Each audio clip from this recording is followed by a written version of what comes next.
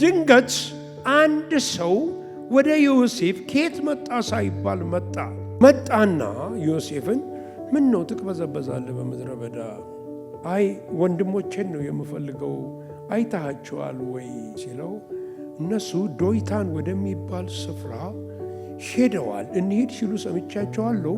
ወደዛ ሄደዋል። ከዛ በኋላ ሰውየው የት እንደገባ ዮሴፍ አያውቅም። መንገዱን ሄደ።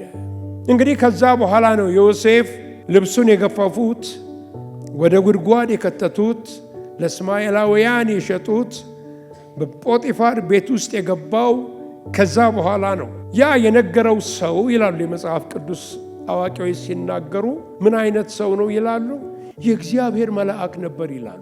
እንደ ሰው ሆኖ ተገልጾ የተናገረው ሂድ፣ ወደምትሰቀልበት ስፍራ ሂድ፣ ወደምትሸጥበት ስፍራ ሂድ፣ የእግዚአብሔርን ፈቃድ ወደምታከናውንበት ስፍራ ሂድ። ለዮሴፍ አስጨናቂ ነገር ነው። በእስማኤላውያን ተሽጦ ወደ ጶጢፋር ቤት ሲገባ ዮሴፍና የእግዚአብሔር ሐሳብ ተገናኙ። ለዮሴፍ የሚታየው መከራ ነው። ነገር ግን እግዚአብሔር አሁን አግኝቻለሁ፣ እኔና አንተ ተገናኘን፣ የኔ ሐሳብ አሁን ሊፈጸም ነው አለ። ወገኖች ሆይ አሁን የምታልፉበት የተለያየ ሁኔታ አለ። የምትሄዱበት መንገድ አለ። አልገባኝም የምትሉት ነገር አለ።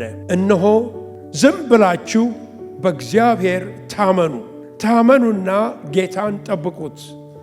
መጨረሻ ላይ የሚሆነው ነገር እናንተና የእግዚአብሔር ሐሳብ ትገናኛላችሁ። ክብር ለስሙ ይሁንልን።